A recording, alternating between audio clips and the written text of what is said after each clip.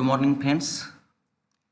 In first lecture, that is design of RCC structures, we have seen regarding how to design or how to go for one-way slab or two-way slab. In one-way slab, when the ratio of longer span to the shorter span is greater than 2, then that slab is designed as one-way slab, and when the ratio of longer span to shorter span is less than 2, then that slab is designed as a two-way slab. And in that first lecture, we know that the main steel is of diameter 8 mm, 10 mm, 12 mm, 16 mm, 20 mm, so on. While in distribution steel, it is 6 mm or 8 mm. The main steel is always provided along shorter span, while distribution steel is always provided along longer span. These things we had seen in first lecture. Now, to know what is the overall depth, in last lecture or in first lecture I told you that the percentage of steel for distribution in a slab is equal to 0.15% of gross area. In that gross area we have taken B into capital D. That capital D is overall depth. So that here is the overall depth. See here, this is the overall depth, that is from top of the slab to the bottom of the slab. That depth is known as overall depth. This cross section of slab is very important. If you clear all the doubts here, then while designing the slab you don't get any confusion. So this cross section of slab is very important while designing of a slab. So first one, from top to bottom, that depth is known as overall depth. If you going to write it as capital D in bracket overall, that is overall depth. Now the top of the slab to the up to the center of the bar, center of the main steel bar. Suppose this diameter of bar is of 12 mm diameter, then its center is at 6 mm. That is from top of the slab to the center of the bar, that is up to 6 mm from this end, top end. That distance is known as small d, and this small d is nothing but it is the effective depth. See here, from top to bottom of the slab, that slab depth is known as overall depth, while from top of the slab to the center of the main steel bar, that distance is known as effective depth. Again, from center of the bar to the bottom of the slab is known as effective cover. Why this effective cover is provided? If you are going to concreting directly on this bar, then these bars, when after removal of scaffolding, these bars can be seen from the bottom. To avoid this, the cover is provided to these bars. That is, these bars are taken at certain depth from bottom. That distance is known as effective cover. That is, effective cover is nothing but it is the distance from center of the bar, bottom bar, center of the main steel bar, bottom bar, to the bottom of the slab. That distance is known as effective cover. Again, from bottom of the bar, that is bottom of the main steel bar, to the bottom of the slab, bottom of the main bar to the bottom of the slab, that distance is known as clear cover. See again, the bottom of the main steel bar and bottom of the slab, that distance is known as clear cover. Again, from top to bottom of the slab, that distance is known as effective depth. From top of the slab to the center of the main steel bar, that distance is known as effective cover. From center of the bar and up to the bottom of the slab, that distance is effective cover. Then the distance from bottom of the bar to the bottom of the slab, that distance is clear cover. Then here, this one and this one, see, this one and this one, these are main steel, while these spotted, these bars are distribution steels. That is, this is a shorter span, and along this direction, that is along this direction, this is a longer span. In that longer span, these distribution steels are provided, and these distribution steels are provided above this main steel. These main distribution steels are touching to the main steel. Here certain gap is seen, but that is not like that. These bars must rest on this main steel. These spotted dots are distribution steel, and this one is main steel. Now these main steel are provided like this here on the arrowhead. This is a main steel. Here this main steel is bent up for shear reinforcement, and this bar is coming like this. This is very important. This bar is not like that. Suppose this bar is here and is coming up and then it is going here. Not like that. This bar is like this. Here is bent and then it is going straight. Then after certain spacing, this again second bar is placed. Here is bent and this again going straight. Likewise, these main steels is placed, and on that, above that, these are the distribution steel.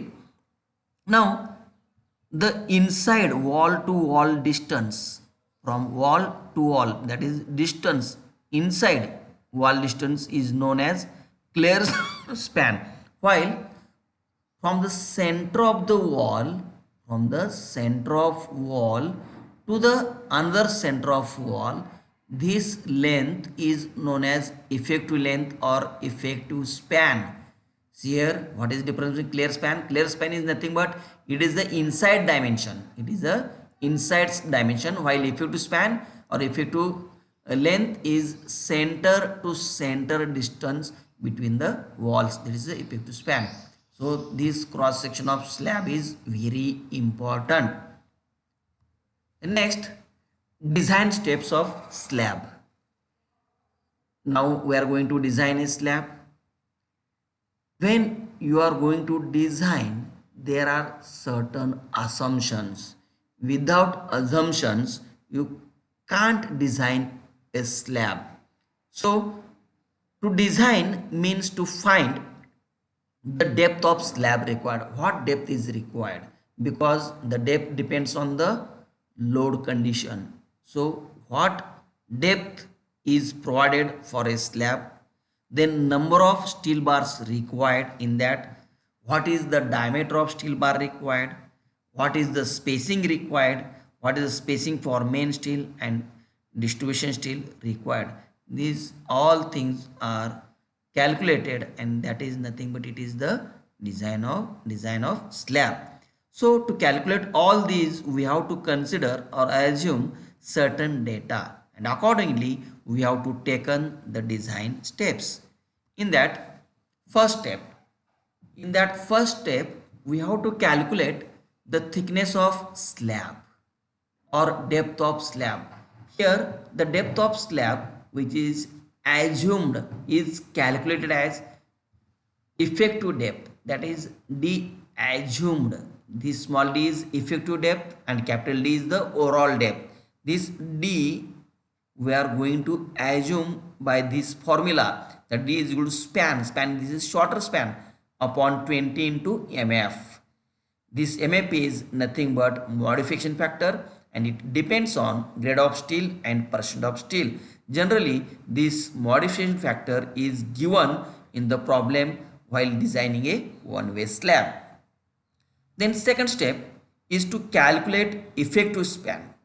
Now in the figure, that is cross section of slab, we have seen that the center to center distance of the wall is known as the effective span, while clear span is the inside dimension of the room or wall, is known as clear span. Then how to calculate that effective span?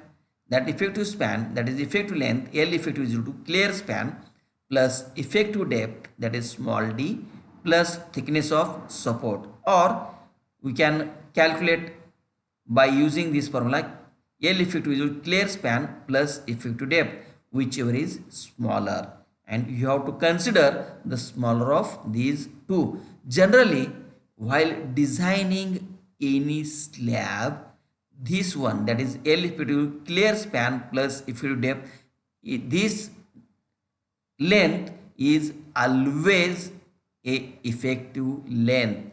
So while designing a one-way slab, while calculating L effective, you don't consider this step, directly you go for this step, that is L effective clear span plus effective depth.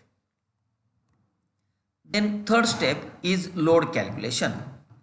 Then while designing slab, what are the loads coming on the slab? That is important.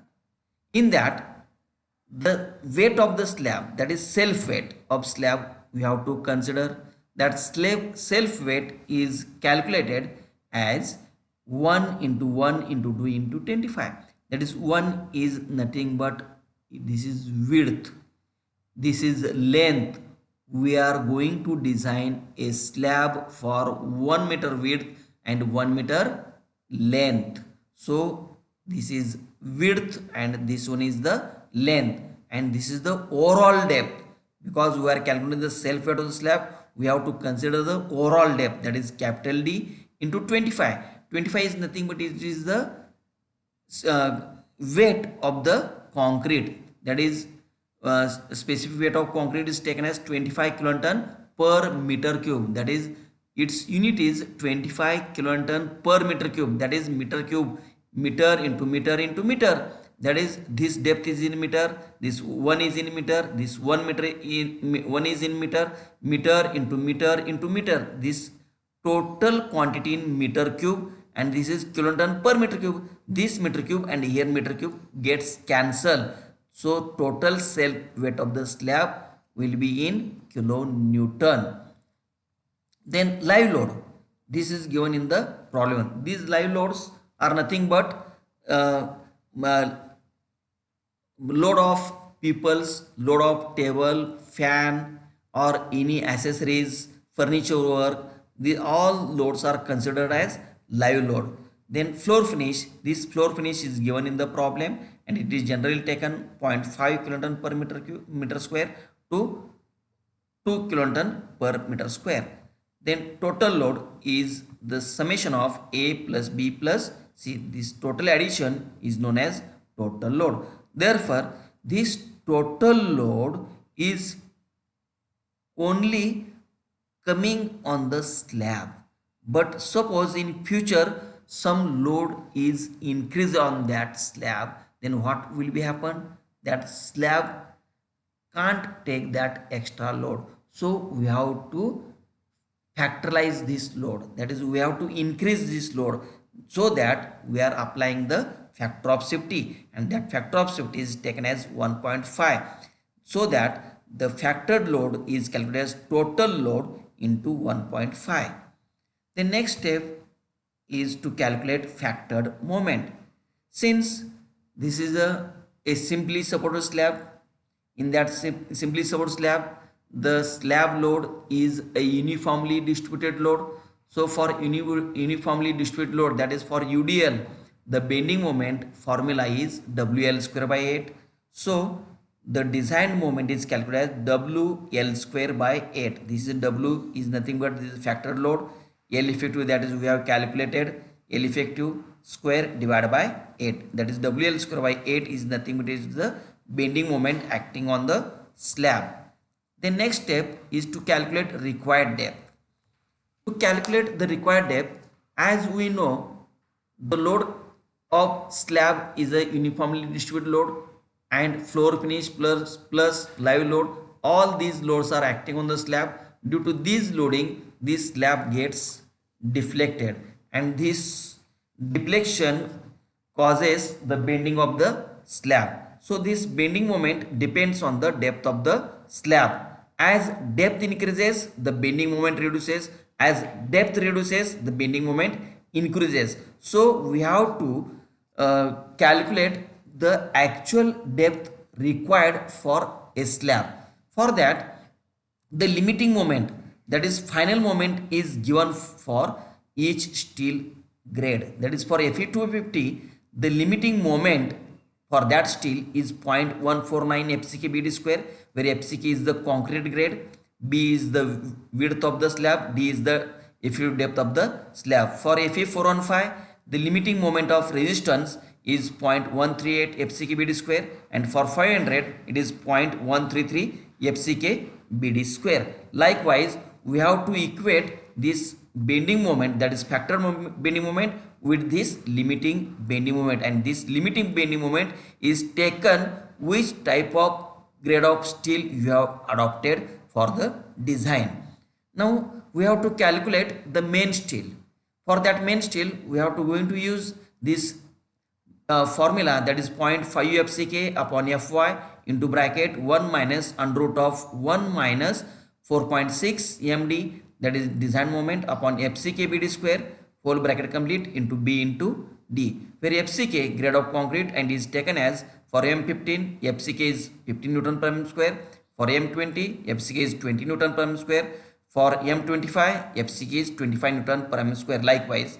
And the spacing of this main steel is calculated by using this formula, that is spacing of main steel 1000 into area of one steel bar. Suppose you are going to use 12 mm diameter bar, then area of one bar is pi by 4 into 12 square, and this AST, this main steel total AST here we have to consider, and from that this distance is nothing but it is the spacing of main steel. Then calculation of distribution steel. In that distribution steel, we have to calculate likewise AST distribution, that is 0.15% of gross area, 0.15% of gross area. Here B into capital D is required. I have taken small d, it is wrong. It is capital D, and for this is for Fe250, while for torch steel, that is for Fe415 and 500, this is taken as 0.12% of gross area, that is B into capital D. And spacing for distribution steel, same formula, S is equal to 1000 into area of distribution steel bar, that is pi by 4. Suppose you are going to use 6 mm diameter bars, that is 6 square, pi by 4 into 6 square divided by AST distribution, that is distribution area. From that you have to calculate this spacing of distribution steel. Then after designing all these things, you have to summarize the values, that is what is main steel, what is distribution steel, all these we have to summarize. Okay, thank you.